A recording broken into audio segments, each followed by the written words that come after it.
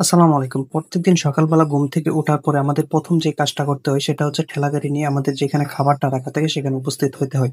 সেখানে আমরা খাবারগুলো গাড়িতে ভরার পরে আমরা খামারের দিকে চলে যাই। খামারে গিয়ে খাবারগুলো দিয়ে তারপর আমরা অন্য কাজ করতে থাকি।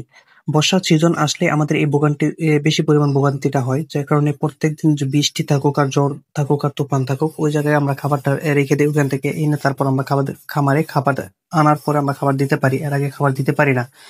প্রত্যেকদিন সকালবেলা সবচেয়ে ভোগান্তির কাজ হইতেছে এটা। যদি বেশি পরিমাণ বৃষ্টি থাকে সেক্ষেত্রে আমাদের খাবার দিতে লেট হয়। বৃষ্টি থামার অপেক্ষায় থাকা লাগে। এই কাজগুলো যতদিন বর্ষাকাল থাকবে ততদিন আমাদের করতেই হবে। কারণ আমাদের আশেপাশের রাস্তাঘাটগুলো খুবই পরিমাণ খারাপ। আমার খামার আসার ৩ টা রাস্তা, ৩ টা রাস্তা একই অবস্থার মধ্যে আছে। যার কারণে আমাদের মোটামুটি ১-১.৫ মাস যাবৎ প্রচুর পরিমাণ পরিশ্রম করতে হইতেছে। খাবারটা আনা মূলত অনেক পরিশ্রম হয়ে যায়। এবং কি গতকালকে আমাদের যে গাড়িটা দিয়ে আমরা খাবারটা আনি সেই গাড়িটা হঠাৎ করে নষ্ট হয়ে গেছে। তারপর আমরা খাবারগুলো দেওয়ার পরে আমরা দেখলেন আমরা পানিগুলো দিয়ে দিছি। খাবার দেওয়ার পরে আমরা মূলত পানিগুলো দিয়ে থাকি। আর যদি পুরাতন পানি থাকে আমরা রাতের বেলা যদি গরম বেশি থাকে সেক্ষেত্রে আমরা পানিগুলো রাতের বেলা দিয়ে থাকি যে মুরগিগুলো হিট স্ট্রোক যাতে না করে যখন ওদের পানি পিপাসা পায় তাহলে যাতে অন্ধকারের মধ্যেও কিছু পরিমাণ পানি খেতে পারে সে কারণে আমরা রাতেও পানি দিয়ে রাখি।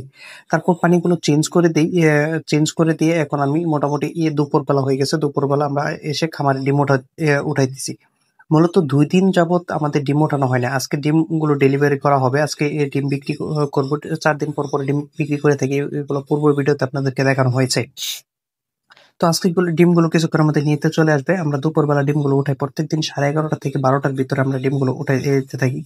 উঠাই। কারণ হচ্ছে আমি এখানে ২ দিনের ডিম থাকার কারণ হইতেছে গিয়ে আমি গতকালকে ডিমগুলো উঠাইতে পারি নাই। তার কারণ হচ্ছে গিয়ে আমি একটু সমস্যার মধ্যে দিয়ে আছি। সেটা হচ্ছে আমাদের খামারের সবচেয়ে পরিশ্রমী যে কাজটা আমার কাছে মনে হয় সেটা হচ্ছে ডিম ওঠানো। ডিম উঠাতে গেলে পিঠের মধ্যে প্রচুর পরিমাণ ব্যথা অনুভব হয়। আস্তে, আস্তে মেরুদণ্ডে একটু কিছু পরিমাণ সমস্যা দেখা দেয়। যার কারণে আমি পিঠে কিছু ব্যথা অনুভব হওয়ার কারণে আমি গতকালকে ডিমগুলো উঠাইতে পারিনি। যার কারণে আজকে ডিমগুলো উঠাইতেছি।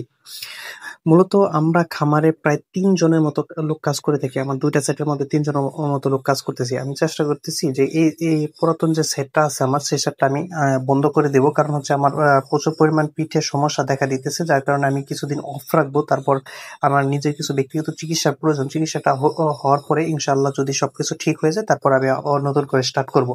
তো দুপুরবেলা দেখতেই আছেন যে ডিমের গাড়ি অলরেডি চলে আসছে। ডিমগুলো ভরে নিয়ে যেতেছে। আমিও পেছন ওদেরকে আইগা দেওয়ার জন্য চলে আসছি। দেখতেই পারতেছেন কি পরিমাণ রাস্তা খারাপ।